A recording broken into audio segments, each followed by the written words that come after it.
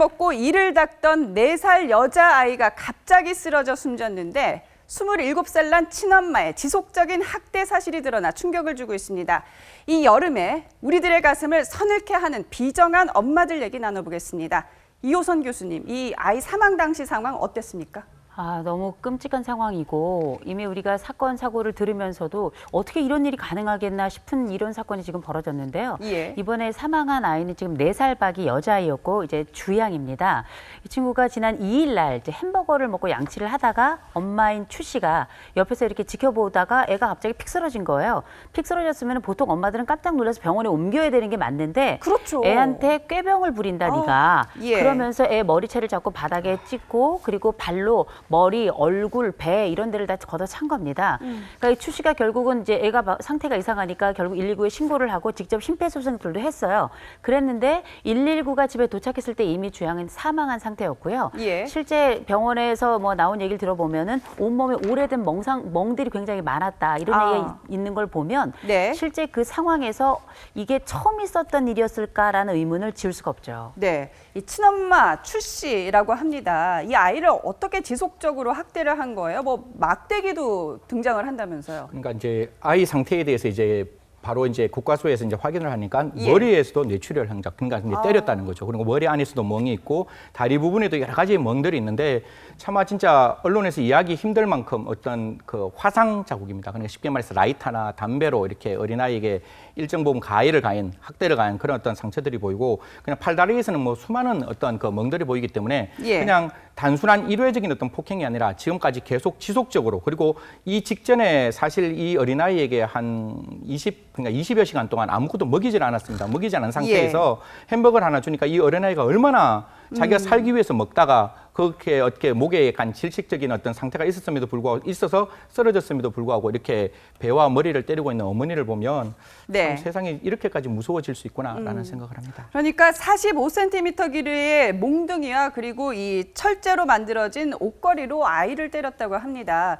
양지열 변호사님, 햄버거를 주기 전에 28시간 동안이나 아이를 굶겼다고 해요. 왜 밥을 안 주는 거예요?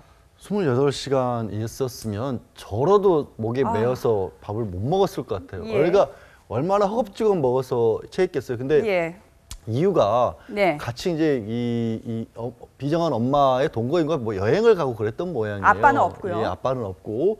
그런데 여행을 가 있는 동안에 무슨 뭐 소변을 좀 조절을 잘 못하더라 그런 얘기를 들은 겁니다. 4살짜리가 소변을 제대로 잘 조절 못하는 건 당연한 거 아닌가요? 그거를 이유를 들어가지고 벽을 보고 40분가량 보고 서 있으라고 하고 그 이후에 그게 문제가 돼서 다음날 오전 11시까지 그러니까 28시간 동안 밥을 안 준 것뿐만 아니라 예. 물도 안 먹인 거예요. 그러고 햄버거를 먹인 겁니다.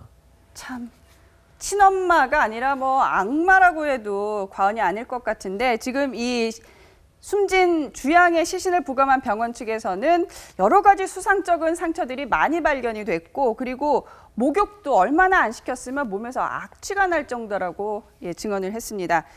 이호선 교수님, 4살짜리 아이를 이렇게 학대하고 매질하고 밥을 안 줄 정도의 엄마라면 아이가 숨졌을 때도 뭐 눈물 한 방울 안 보였을 것 같아요. 어땠습니까? 지금 이 상황이 아까 그 말씀하셨던 45cm 몽둥이가 원래 처음에는 내가 개를 이제 훈련하려고 이렇게 말하던 몽둥이라 그랬는데 사실은 나중에 이제 고백을 한 거죠. 딸 때리려고 만든 거다. 개도 그렇게 때리면 안 돼요. 이렇게 이야기를 했고요. 또 하나는 뭐냐면 지금 이 아이가 그 평상시에도 이제 기저귀를 차고 있었다 그래요. 기저귀를 차고 있었다는 얘기는 소대변을 잘 못 가린다는 얘기인데 예. 이 아이가 보육원에 있다가 이 엄마가 아이를 데리고 온 지가 불과 한 달밖에 안 된 상황이었고 실제 지금 진술이 나오는 걸로는 20일 정도 전부터 이미 여러 가지 폭행들이 있었다, 학대가 있었다 이렇게 이야기가 나오고 있는데 문제는 뭐냐면 지금 이제 우리 그 승 의원님 말씀하신 것처럼 그 아이에게 여러 가지 멍자국이 있었고 이 멍자국 다음에 어떤 게 있었냐면 다리 쪽에 이렇게 담배나 이런 라이터를 지진 자국 같은 게 있다 그래서 일단은 경찰은 그렇게 보고를 했는데 1차 부검 소견으로는 그게 어떤 뭐 담배 지진 자국이나 이런 거는 아닌 것 같다. 예. 일종의 뭐 이렇게 모기에 물렸는데 모기 관련된 처치를 제대로 안 해줘서 너무 심하게 긁어가지고 이게 이제 일종의 흉해진 거죠. 예. 이런 것 같다라는 소견이 지금 나오고 있기 때문에 그건 좀 더 지켜봐야 될 부분인데 예. 이 모든 것들을 차치하고라도 이 엄마가 실제 이 아이가 응급실 119가 와 실려갈 때에도 너무 태어나서 주변 사람들이 깜짝 놀랄 정도였고 119가 왔을 때 보통 아이가 그런 어린아이가 타고 갈 때는 엄마가 옆에 같이 동승을 하거든요. 근데 어린아이가 아니라 성인이 타더라도 사실 옆에 보호자가 동승을 하잖아요. 예. 아이만 혼자 보냈다는 거예요. 세상에. 이게 사실 우리가 납득할 수 없는 지점에서 예. 도대체 모성애라는 게 과연 어떤 것인가에 대해서 생각해 보게 되는 시점이죠. 그러니까 아이가 병원에 응급실에 갔는데도 그 앞에서 그냥 태연하게 스마트폰을 하고 있었다는 얘기가 지금 있습니다. 아니 옆집 아이가 변을 당해도 저렇게 심드렁하게 스마트폰을 만지작거리지는 못할 것 같은데요. 이 친엄마 추 씨 정말 반성은 하고 있는 걸까요? 엄마 목소리 직접 들어봅니다. 그리고 학대한 혐의 인정하십니까?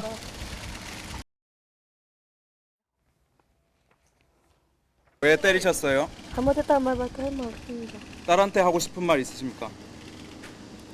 네, 아이한테 잘못했다고 라고 할 말밖에 없습니다. 부족 엄마 만나서. 아이가 숨질 수도 있다는 생각은 못 하셨습니까? 네, 동거인도 같이 때렸다는 걸 아셨나요? 저만 때렸습니다. 동거인은 학대하는 사실을 전혀 몰랐다는 말씀이세요? 네. 밥은 얼마나 굶기셨어요? 질문을 4개라고 하지 않았습니까?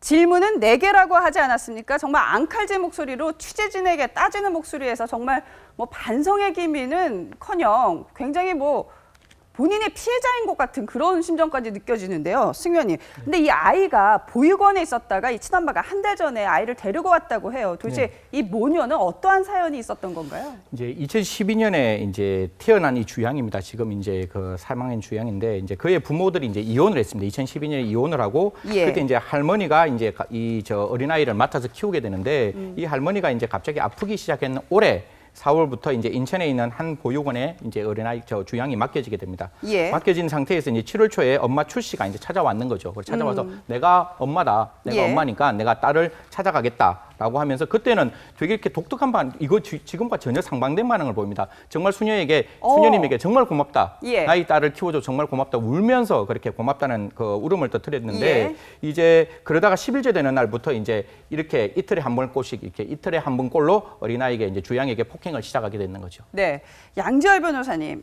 이 보육원에서는 이제 친모가 찾아왔다는 이유로 그냥 선뜻 아이를 내준 거예요. 근데 사실 아동 학대의 80% 이상은 친부모들이 가하고 이번 사건까지 안타까운 일까지 벌어졌는데 너무 아이를 쉽게 내준 것 아닐까요? 그 부분이 너무 아쉬워요. 저도 그 부분이 굉장히 아쉽습니다. 다른 게 아니라 보육원에 잘못했다라고 말씀드리고 싶은 게 아니라 뭐냐면 이 엄마가 예. 아이를 실질적으로 키워본 적이 없잖아요. 아버지가 키우고 있었고 예. 아버지조차도 정상적으로 못 키웠기 때문에 보육원에 맡길 정도의 환경이면 그냥 조금 더 다시 어머니란 이름만으로 그냥 덜컥 내줘서는 안 될 상황인데 보면 그런 거죠. 뭐 아버지도 동의서 써줬고 그다음에 서류상으로는 내가 100만 원 이상 수익이 있다고 하고 뭐 친정 엄마가 출근했을 때는 키워준다라고 얘기를 하니까 예. 그냥 그것만 덜컥 믿으신 거예요. 근데 아이가 살아야 될 환경에 대해서는요. 우리도 반드시 직접 와서 볼 수 있는 그런 제도가 마련이 돼야 됩니다. 아이가 어떤 데서 클 수 있고 그 집은 어떤 거고 보고 내줘야지. 예. 이 보육원에서 한 3개월 정도 뒤에는 실사를 하겠다라고 했다고 합니다. 근데 3개월이면요. 한 달 만에 아이 죽었잖아요. 아이들에 대해서는 이 보육원뿐만 아니라 다른 데 보육시설에서도 제발 예. 조금 더 주의를 해주셨으면 좋겠습니다. 정말. 이호선 교수님, 낳는다고 다 엄마가 되는 건 아닌 것 같아요.